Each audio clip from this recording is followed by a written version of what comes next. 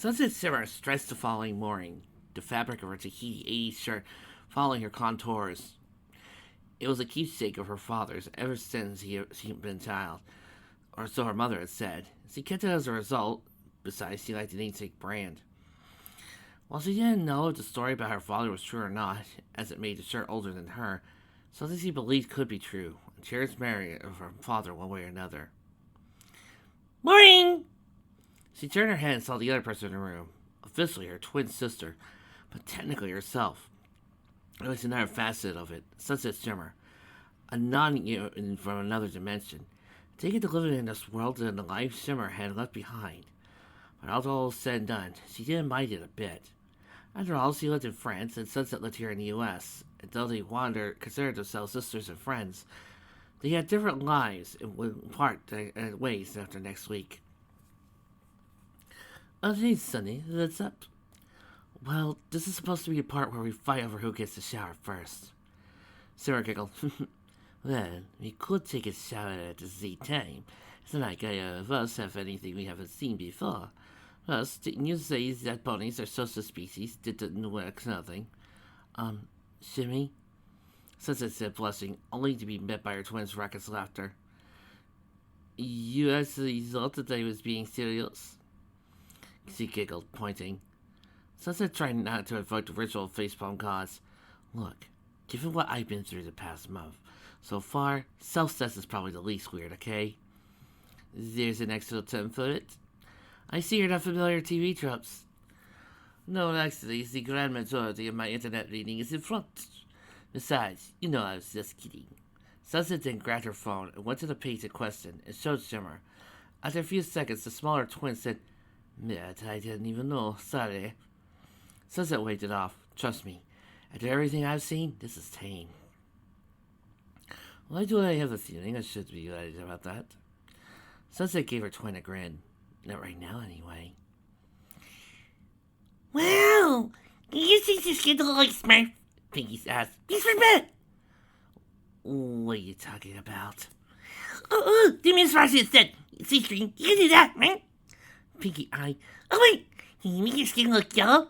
So he thought that for a second. No, actually, don't do that. That's how she says sorry. Raspberry got out of bed and rushed to the bathroom, singing her curse at full force. Black and red hair, chalk white skin. Her fangs were longer than normal. Her eyes were solid black, even though she could see through them. If anything, she's probably looked like the human equivalent of a vampire. Great. I turned into a monster. Pinky thinks that's some nightmare night reset. The former unicorn groaned. Halloween reset! Pinky huffily called out from the other room. Raspberry face palmed. 30 minutes later, everyone met at the Storyteller Cafe for breakfast. Everyone looked fresh and ready for the day, except Lyra.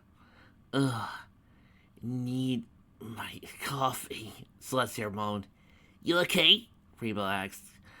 Didn't get much sleep last night, Lyra admitted. What were you doing, gaming?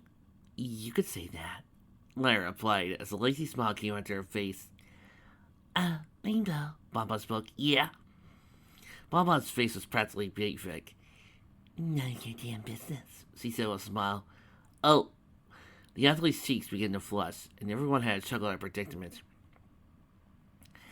Well, it looks like you have a breakfast buffet, said Archer. Jelly? I hope they have some vegetarian options, Raspberry commented. I know you humans eat meat, but it still kind of squicks me out. Remember what I said, Ras. Ponies don't eat meat, but humans do. I mean, there are ways around it, but it tends to be complex and annoying. And you're going to be here for a while, you might want to get used to it. I'll think about it, Raspberry replied. At the same time, Rose came into the restaurant. Oh, hey, I saw you on the spot. She turned to see join up. Why am I joining you all? Rainbow gestured to a seat next to her. Our seat's set. So, what's the plan? I just got off the phone with my dad. The twins just landed next an hour ago, and they're going to go by their place to drop off their luggage before meeting us at Club 33 for lunch. Sonny, they said to pass on their apologies for not being able to meet you at all yesterday, and they hope you weren't too inconvenienced. No, everything's okay, Sonata replied. There was energy of a young girl listening to a tune dream. I'm just nervous is all. The girl who could build her own weapons systems and float monsters to a standing seal is nervous about meeting you two celebrities. Applejack whispered to Rainbow. Be nice, Rainbow Hair reminded her friend. Well, do you have a pinky pie? Pinky, everyone turned to see Pinky carrying a stack of pancakes, almost as tall as her.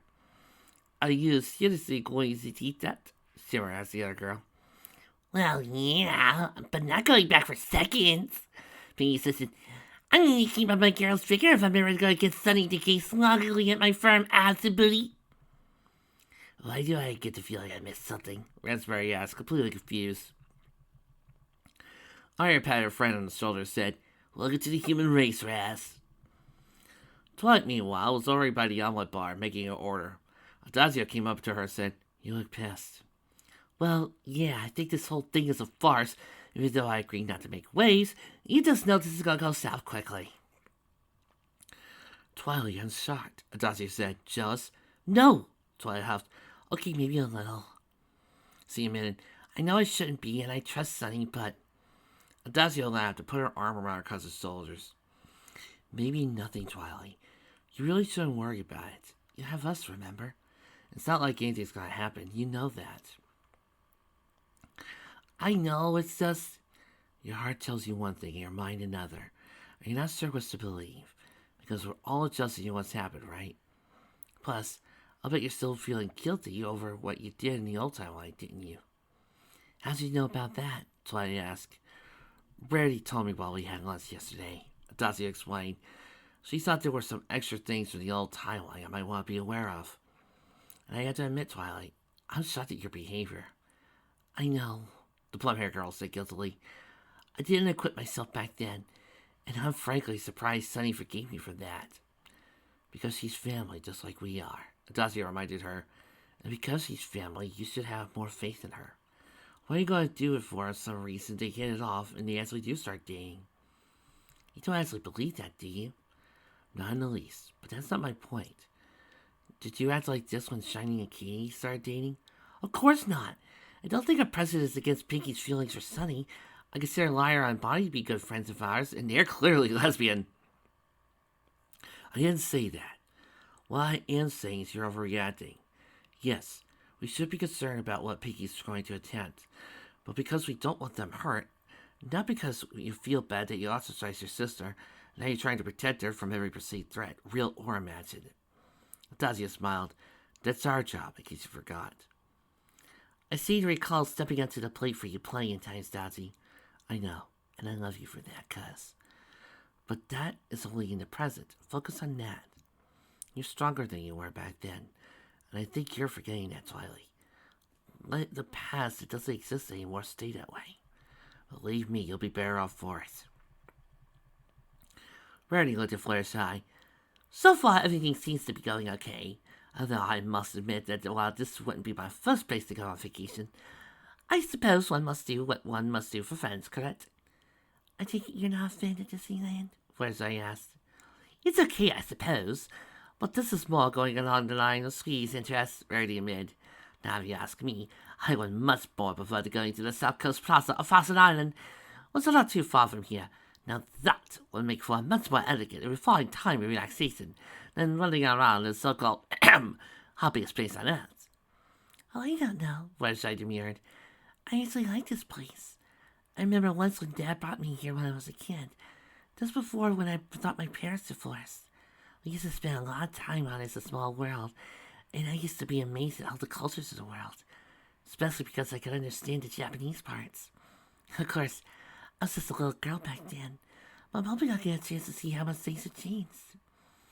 Rarity was touched by her friend's memories. Must have been happy at times. Fluttershy nodded. It's one of the few memories I didn't allow myself to taint when I thought they got divorced, and I ended up hating my dad. Unfairly.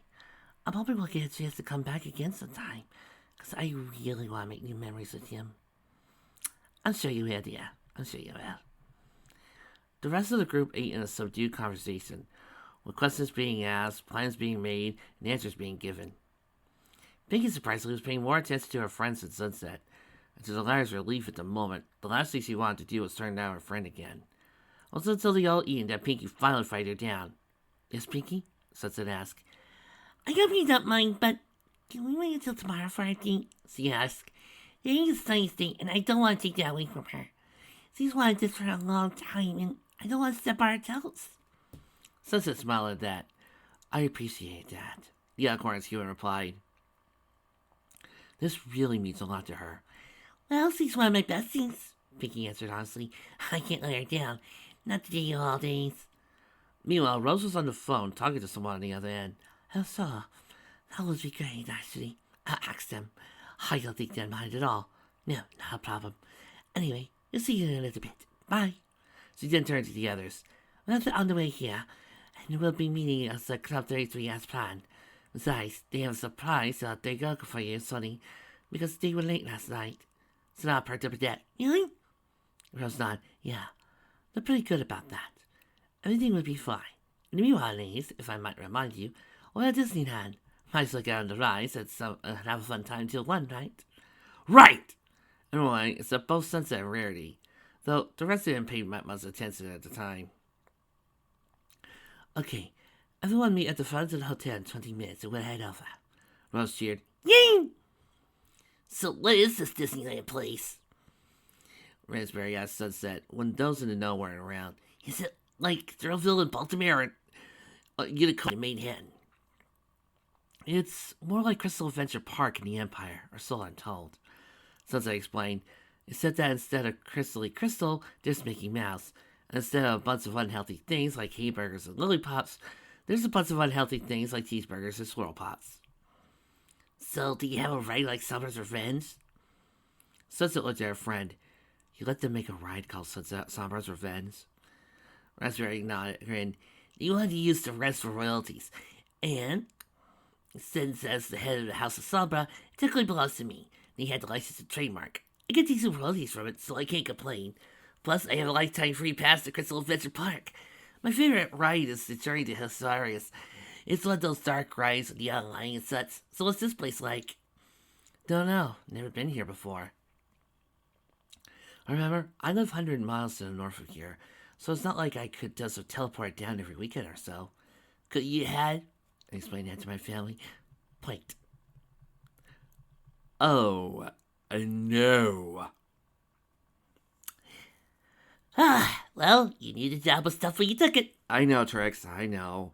It's a world of laughter, a world of tears. It's a world of hopes, a world of fears. There's so much that we share. It's a time we're aware. It's a small world after all. Guys, please stop singing that. Rainbow moaned to Pinky and Sanaa and Fluttershy after the group departed to ride for the 4th straight time. You're gonna mostly scar me for life or something. Well, I come from a land of technicolor ponies that sing and dance on a regular basis, and even I find this to be overkill. Sunset groaned. Twilight said nothing, but instead patted her sister on the shoulder in empathy. Yeah, I'm glad to agree, Elpsick sighed. Oh, but it's such a fun ride, Fluttershy defended. Rainbow, yes? Space, mountain, before we lose our minds. Rainbow nodded firmly. It stood next to Celestia Girl's hilarity. You know, we could always just split up and meet at that lunch thing at 1, can't we? Bonbon asked Rose. Yeah. Besides, it'll get me some tying done. This might be a fun time for y'all, but for me, this is just another working assignment. Because Dad can't deal with Team Gas. Rose sighed. That bad, huh? Adazio asked her. I want to do this for a living, but believe me, sometimes it's not fun and games, even when the people I'm with are doing exactly that. For example, Sweetbriar pretends to be the girl next door in her films, but in the real life she's a bitch. She wants to go drinking and can't keep her pants on around anything with a pulse. It's a wonder the paparazzi haven't found that out yet. That's the same. I loved her performance in Dreamy Nitties, Rarity said. Yeah, well, I can guarantee you that Dreamy Nitty is just a character. And Sweetbriar is nothing like her, Rose grunted. I swear, I like to say I hope I never work with her again. Well, sadly, given that Dad's teaching me the business, it's only a matter of time before I end up working with that cunt. But enough about that. Rose pulled out her phone and looked at the time. It's 10:15. So everyone meet at the Pirates of the Caribbean at 12:45, okay? The group nodded, and everyone split into groups of 2, 3, or 4. Pinky, consciously not trying to focus on Sunset, instead grabbed Shimmer and declared she was going to be her practice date before dragging the girl off. After a few minutes, even the triplets had wandered off, leaving Sunset with Octavia and Twilight. Looks like it's just us three, Twilight said, smiling. In a sense, it's always been just us three, Octavia responded. Can't make me wrong. I know the Chippets, especially since they're a part of our lives now. Well, part of me always thought it's always been us. Twilight nodded. Darcy, Ari, and Sunny mean the world to me, but Tavi's right. In the beginning, it was us, and it should be now. She looked at her sister's arm and leaned against her shoulder. I mean, it's always better when sisters are together, right? She added with a grin. You've corrupted her, Octavia said with a grin. Gladly, too, Sunset said with an eagle grin. Guess you just have to share me, Twilight said salaciously, and the three laughed. 12:45 came, and the girls all appeared at Club 33, as necessary. A general feeling of exhilaration was in the air amongst the 15 girls present. Chief amongst them was all was Sanaa, who was acting much like a Pinky as she could. Looks like Sunny's practically climbing up the walls, Simmer said, laughing. Yeah, but we love her anyway. Besides, too late to get rid of her now, Ari replied, equally laughing. Well, ladies, if you're ready for this momentous occasion, then we should get inside. I've had a busy day, wrangling, and I'm starved, Rose chirped. Yep, let's not keep the way, Sanaa said, and strolled over to the mysterious door at 33 Arlene Street. How do we get in? Rose smiled. Well, the house a key, of course, she commented, holding up an ornate-looking pass to an old-fashioned door knocker. The door slid open, and a pleasant young man around their age let them in, ushering them into the private courtyards. This is absolutely fabulous, Randy squealed in delight. How do you think so? Rose said. Cost my dad a small fortune a year to keep the membership. Well, we think it's worth it. Anyway, I will wait until later and we can get some pictures of the twins and such, okay? Sanaa cheered. The group went out carefully and artificially visualized wrought iron bars, listening to Rarity's oohs and ahs until they entered the door, where the young man held the door open for them. The teens watched past the glory that was Le Salon Nouveau. This was Art Nouveau and work of absolute breathtaking art. Unfortunately, we can't go in there, Rose told them. That's the bar, and it's kind of off limits to those who are underage. It looks absolutely divine, Rarity murmured with stars in her eyes. I could practically see myself sitting at the bar, sipping a cosmopolitan, the rest in the lines, waiting for the attention of some dazzling young gentleman. You've been waiting a long time, Raz. Most of the people who have memberships to this place tend to be stodgy old men who entertain business guests by bringing them here, Rose replied with a grin. In fact, there probably are quite a few who come to the park only to bring them to Club 33 in the 1901 rounds of a California adventure. Rarity sighed. The group followed the maitre d' as he led to the Le Grand Salon, which was there they could meet up with Sanaa's heroes. As several young men pulled out the seats for the ladies, Adazio purred. A girl can get used to this attention. Tell me about it, Pinky replied. Trust me, it's not worth getting used to it, Simmer responded in kind. I'm a little princess, and I really don't care for the attention. If anything, I suspect I would rather be in your shoes and like a normal person. Maybe, but some mind being spoiled by all this attention, Elsa said with an appreciative grin. She looked at one of the guys that caught her eye. Looks like someone remembers he's a girl, Rainbow said, elbowing her friend. Oh, I never forgot. I just don't get much of a chance to appreciate the fine things at our school, Caesar replied with a smirk. I agree, Flashlight said, looking at someone else. Does he have a boyfriend, Flares? Arya asked her. Sorta. Puppy Tails and I are taking it slowly. He's not exactly one to get all my hints, sad to say. The chiffon-haired girl admitted. I wish he would, though. Maybe he just needs someone to talk to him, Dazio said. I'd be happy to. No, I want him to figure things out, Flashlight admitted. Sometimes it feels like I'm the only one who wants our relationship. I know he's attracted to me, and I'm obviously attracted to him, but, well, some people are wallflowers, I guess. And that would definitely fit him. It used to fit her, too, whispered conspiratorially to Applejack, snickered at the comment. As the waitress passed out the menus, the girls poured over them, chatting and commenting about various things. Sunset did notice one thing, though, which he brought to Rose's attention. Rose, if it's lunchtime, why are we the only ones here? Shouldn't there be some other people here? Yeah, but the parent needed to company cut a deal with Disney to have exclusive rights to Club Thursday for the afternoon. But so we can eat lunch and do interviews here. Rose explained. While we're chatting along and eating, the camera crew will be setting up over at the bar. Apparently it cost them a lot, but I suppose we're worth it. We tend to think so, but again, Sis and I come here whenever we're in the park. A new voice said. The girls all turned to see two women in their early 20s standing there, both with dazzling smiles on their face. The one on the left was white, with long two-tone blonde hair and hazel eyes. Sitting next to her was a black girl, with shoulder-length frizzy pine green hair and brown eyes. Both of them had similar mannerisms and identical height, and even though the two looked similar, there was something very relative about them. Mainly because, despite their apparently different races, they were twin sisters. These were Sanaa's heroes, Mint and Milk Chocolate, stars of TV, internet, and music. Two young celebrities he idolized when she first watched them as young teenagers on Nickelodeon, and followed their careers with intent. Now she was before them as a dream come true. But that wasn't what suddenly came to Sanaa's mind as she finally, truly saw them in the flesh. It's you, Sanaa said, her voice amazed whispered. I can't believe it's you. Yeah, it's us, Milk said, winking. You must be Sanaa Dusk, Mint said, stepping forward, putting her hand. It's a pleasure to meet you. It was then Arya and Dacia looked at one another, realization came over them. It is them, isn't it? The foreman asked the latter. It has to be,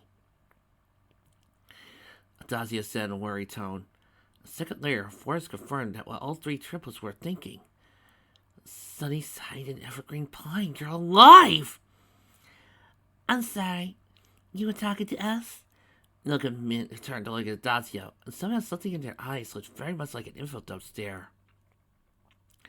Sunny, you need to take control of the situation now, Dacia said in a curt tone. Sunset didn't even need to ask her cousin what she was up to. She just did. There was a snap of her fingers, and a flash of energy. Suddenly, everyone in the room who did not know the existence of magic suddenly froze in place.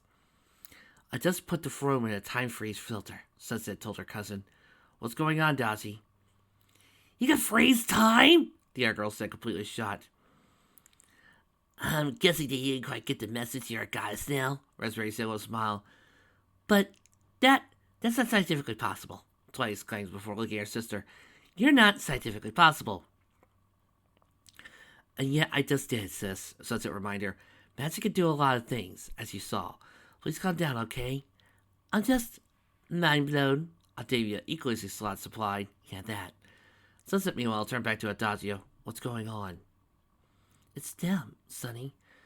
Sunnyside Up and Evergreen Pine. The sisters that fall alongside us. Yeah, but now they really are sisters, apparently, Sanaa said. But didn't Greenie said she was done with this life? Arya said. Sides died. She was killed right in front of us. But that doesn't mean that grandmother wanted them to suffer. Sunset noted, walking over to the frozen women and looking at them carefully. You remember what Greenie was willing to do just for me? She was going to confess to the crime so that they wouldn't try to look for anything that might trace back to the rest of us. Even when someone she loved died, she was willing to be a hero for my sake. For all our sakes. A flicker of smile came into the flame-haired girl's face. It'd be very much like grandmother to make sure someone got rewarded for their efforts. Yeah, that does sound like Her Majesty, Raspberry agreed. And giving them what they wanted most, to really be sisters, would be the perfect reward for them, Sanaa said, touched. And the question is, do we want to let this go or reach out to them? Sunset asked him. Clearly they're not Sides and Greenie anymore. They never were in this timeline. But we have no guarantee that my grandmother did the same thing with them as she did with all of us. And being the Chocolate Sisters might be the only thing they are. Furthermore, even if they remember their past, The Sokka sisters may be all they want to be now, Frezai added. It'd be cruel of them to remind them of a life they didn't want to live. I think we should, if only because they deserve to know, Applejack floated. I know if I were in that situation, I want someone to tell me.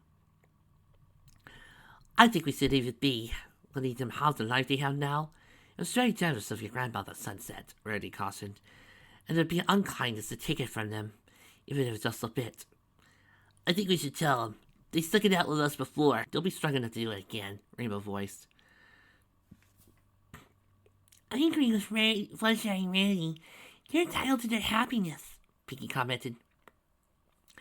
And I would never want to take that from them. What about you gals? Adazio asked Summer, Twilight, and Octavia and Raspberry. I think you have a say in this too. I don't feel I have the right to make that decision, Shimmer said, speaking as someone who had choice taken from her. I disliked that option. But at the same time, just having my knife invalidated, I knew I wouldn't want that for them. I'm in agreement with Shimmy, Twilight said. I don't think it would be fair to them. I think we should tell them, Octavia chimed in. They have a right to know. I would tell them, Raspberry insisted. Otherwise, they might be at risk for things they didn't even know they're endangered by. They might end up being haunted by enemies they don't recall. And that would be nightmares enough. At least tell them would make them prepare for any situation. Sunny, you're the lead here. This is your call to make, Adazio told her. I don't like that idea, Sunset admitted. The reins of leadership are never easy, but that's what you have now. You're our leader, and the oldest of us here. Again, this is your call to make. The rest of us can't do that for you. The other girls nodded to various degrees of agreement, but all did so. Sunset was quiet for the longest time. Finally, she said, we owe them. As much as they are happier this way, and I really don't want to take that from them, but now you know what's out there. You know there are things out there that aren't friendly and not looking out for your best interests. While I could protect you, I don't know if I could be everywhere at once. Many of our friends I'm going to be there for, but I can't be everywhere all the time. If I could do something to make sure others can protect themselves, isn't that worth it? She sighed. So yes, I'm going to tell them. And besides, friendship has this thing about crossing over timelines and crossing over dimensions. Sunset went over to the two muscleless twins and tapped them on the head. Wake up, she said softly. The two blinked into wakefulness and looked around nervously. Where are we? Milk asked worriedly, and Min stepped in front of her sister to protect her. Sakazu's side was protecting Pine as they did in their previous life.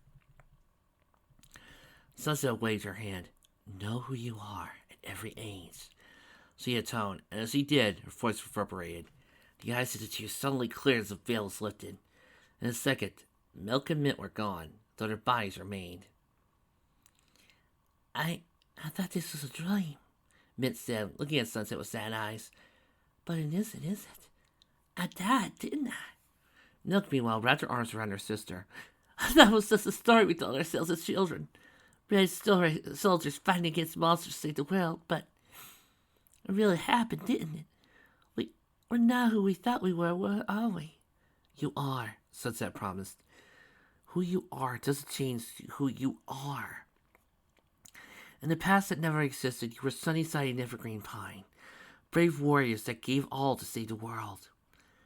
Warriors that were good friends and allies to us, Adazio said. Soldiers that did the right thing because it had to be done. Sanaa walked over, took her hands in hers. But that doesn't change who you are now. You two wanted to be sisters, because you loved each other so much that you considered each other to be. And that's what you really are. Then why? Milk asked. Because we needed to know if you were safe. Sunset. The world hasn't changed because Divine Right and Katana Blast were destroyed, and their evil ended. In many ways, only the top layer of the onion was peeled off. The world still needs heroes. My cousins are still in the fight. Not only just to protect me, but to protect everything we stand for. I was hoping to find out if you were ready as well. Of the two sisters, Mint was known to be the elegant, dainty one, moving with a grace and sophistication that Sanaa come to appreciate with Rarity. but the way the girl sat down now clearly reminded her aside in a rough, efficient manner. Everything we've done in our lives, the martial arts and dance, the acting, musical reading and notation, even the passes for guns we never talked about much with the public, it was all leading to this, wasn't it? We were never in the military, but we had to retrain, and this is how. Mill's usually perkiness faded away into Pine's somber exterior. And yet we got everything we wanted. The shores that raised us, they don't know who we are, and yet our parents, they're very much like our stores were. And now I think about it, Dad's like my old store was, and as for Mom, yeah. Mint told her sister, in a tone between disbelief and sudden realization. I don't know if I could ever be the same person I was 2 minutes ago. Milk told her sister, and while Mint said nothing, the look in her hazel eyes answered the same way. If you want, I can make this go away if you want. I can snap my fingers to take it away, and you could go back to being the Chocolate Twins. You won't remember this happened, and we can proceed as if none of this did. Sunset told him, it's your choice. Both Milk and Mint were silent for the longest time. Sunset had to wonder if the old human saying about twins having some form of telepathic communication was true. Given how the triplets acted at times, it certainly was plausible. The early signs of the world not moving clasped with a soft breath of those who were still animated, an irony given their current location. Finally, Mint looked at Sunset and said, I don't know if we would want to live in a world where we were oblivious that someone like Divine Rat lives. I know I wouldn't, Milk added. I don't know if Sis and I could be the military people we used to be. Maybe it's okay for you three, she said to the triplets. But we're not Sad and Pine. I mean, we are, but we're not. We might be able to help in a pinch, but we can't be part of your regular organization, Mint stated. Our lives are too different now. Maybe we could be intelligent assets for you, and maybe aces in the hole when worse comes to. But I don't think we could ever be frontline soldiers, ever again. I wouldn't want you to be, Dazio told him. To be honest, I didn't even know it was you until a few minutes ago. Maybe we should have recognized earlier, but somehow it never sank in. Yeah, I'm an idiot, Sanada sighed in embarrassment. Sonny, it happens, Sunset told her, before turning back to the twins. So you sure about this? Milk nodded. I know who we were, and I know we can't be those people ever again. But it doesn't mean we can't help in our own way. She looked at Sanada. And while we were talking about being helpful, there's something I should tell you three. We found out about what happened to your stepmother a year after we filmed that episode. We felt really guilty about it, but we didn't know how to get a hold of you personally and apologize. I'm glad you won this contest, Sonny, so I could tell you we're so sorry about that. Sanada nodded. I know. And Salty would have told us it wasn't your fault anyway, the teen admitted. Mint gave an awkward smile. Well, how about we get to this interview and eat lunch? We have a few days together to get to know our new friends, as well as celebrate all this. She paused and then added, well, all the normal stuff.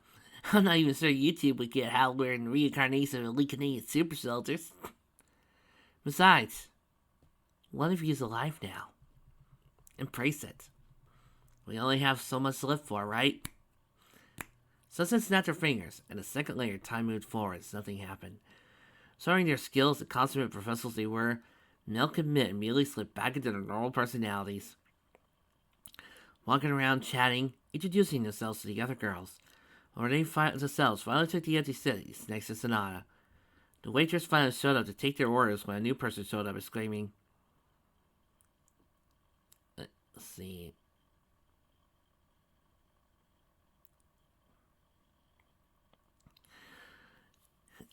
Hey, you two. Thought you weren't going to start the party without me. Looks like we have one heck of a party here. Everyone turned to look at the stranger, a dark-skinned girl with silver hair and gray eyes. She was dressed fashionably and a dazzling smile on her face. Oh, I don't know if any of you are familiar with her, Mint said, gesturing the newcomer. Everyone, meet our best friend and keyboardist in our band, Pierre Bliss. Pierre, have a seat. We'll do introductions all around, okay? Sir, Pierre said with a grin. Are we older yet? I'm so hungry. I swear I have a monster appetite right now. She picked up the menu. I wonder what the seafood special is today. The triplets all looked at each other with a brief glance of confusion. Hours later, after a full day of interviews and fun at the park, the evening was winding down for a private dinner at Napa Rose. The whole group looked elated and relaxed. For Sonata, it was more than just a culmination of meeting her favorite stars. It was a part of reconciling her past and present, and making a part of her whole that she wondered about. Now that she knew that Side and Pine were since truly gone, Milk and Mint would continue to play a role in their lives, something that the youngest triplet found to be a reward on its own.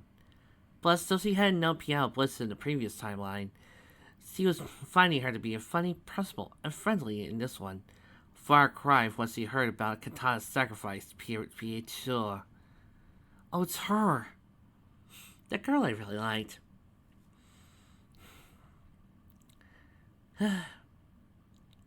Timeline travel can be a bitch. After that, he spent more time at the main park. The large group pretty much taking control of the rides as the younger crowds realized they were among celebrities, flocking to the twins. Surprisingly, Flair saw as well. Also surprisingly, the latter twin managed to keep her panic in check as he spoke with the crowds about her father and her own musical endeavors, and even signed a few autographs. Rarity noted the making of a star, and the rest of the evening was spent with a new group of friends, letting their worries and cares melt away in the happiest place on earth.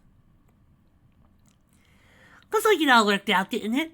Peeking at sunset, as once the dinner had broken up and the party started to head to bed for an evening before more fun the next day. At the moment, the pair lounged on a bench in the large downtown Disney overpass, overflowing over Disneyland Drive, with scant cars passing beneath the warm summer air. Canned music played from the hidden speakers, and families out late and young lovers moved back and forth, heading to their final destinations. No one was bothered to. I'm glad Sunny got to realize their dream today. Pinky continued. She was elated, not just that she got to meet her favorite stars, but because she found that they were stars that she knew wasn't turned out to survive you being on our side. I'm glad it worked out for her. Yeah, I guess, Sunset said glumly, thoughts elsewhere. Pinky whisked up to cross her love's face. You king? Sunset shook her head. I had to wonder if I did the right thing tonight. Before today, Milk and Mint only dreamed of who they used to be. Thought nothing more of it other than the imaginations of their childhood. Now they know the truth and they're going to have to live with it. I'm going to have to be the one to live with having opened that door. How's that bad? I took away the agency for that decision from them. It wasn't a case of I show you a world once we're a part of and let them decide. I opened that door for them and said, do I close the door for you, knowing what you already seen? They didn't have a choice to remain oblivious or not. Pinky laughed barely. At least you gave them a choice. I had my agency taken away from me when Atlas and Cecily planned what they did. I honestly had to wonder if I had been targeted or if I was their only target. She wrapped her arms around herself and shivered. It's like you finding out what Flash did to Blossom. I used to wonder if there's another girl out there that suffered their corrosive touch. It's the one's as damaged as I am. Sunset placed a hand on her friend's shoulder. Pinky, you're not damaged. Yes, I am. So are you, for that matter. We're both damaged by our circumstances. And although we reacted differently, does not take away the fact that we're both wounded birds. Maybe it's part of the reason I love you. We belong together, because we're broken dolls in the shelf of life. Sunset didn't know what to say to that, so she tried one tactic she would hope to cheer up her friend. So, we're still on for that date tomorrow? Pinky nodded. I'll be fine in the morning. I promise. Pinky, talk to me, please. I thought I saw them today. I swore I saw them today. I was assuming I thought I saw them over by Splash Mountain, so I raced over there. It turned out to be a guy and a girl who just happened to look exactly like they did from behind. But it wasn't them. I had to lie to Sammy go buy some churros in order to pass it off, because she doesn't know, and I don't think she should. Why didn't you tell me this before? Because the ways I felt at that moment, I wanted to smash their heads in, screaming at them for destroying me back then, and destroying me right now, for making me a wound I could never heal from. Sunset moved over to hug her, but Pinky gently moved away. Please not now. If you hold me now, I might never let you go. Pinky, Just go, Sunny, please. I need to be alone right now. Are you sure? Something in Sunset told her that now was not the time to leave Pinky alone. Pinky nodded. It's nothing you did or nothing I did. It's hard to explain. I wish I could. Maybe you know already, you just don't want to voice it. I don't know. They'll see you in the morning. Piggy reached over, kissed her friend, and a would-be love interest on her cheek. Hey, stop me. So you wait, and watched Sunset head off in the distance. Several more minutes passed before Pinky got up front of her seat. Here she was, at Disneyland, the place that should give her the ultimate joy, with Sunset, the thing that would set her heart ablaze. For some reason, she didn't feel comfortable at the least. I hope it goes well tomorrow, she said to no one in particular, and touched her chest. Her hand glowed a bright blue, and in her mind, the image Sunset had shown her days before played. The one where they made love. Sunset told her it was another reality, one that wasn't hers. But Pinky herself wasn't so sure. Not because she loved Sunset. That was her own biases talking. No, she wasn't sure. Because something told her it was the future. Maybe not next year or a decade from now. Maybe hundreds or thousands of years in the future. But something in her told her that this was a prophecy, not potential. She remembered Sunset's words the day she had revealed that to her. Because I know what you are, Pinky. And it saddens and comforts and scares me all at once. Yes, someday I will be your bride, Pinky said to herself. Because we'll have to go through hell before that thing happens. Pinky closed her eyes and visualized the rest of it. A tear rolled down her cheek. This girl needs hugs 24/7.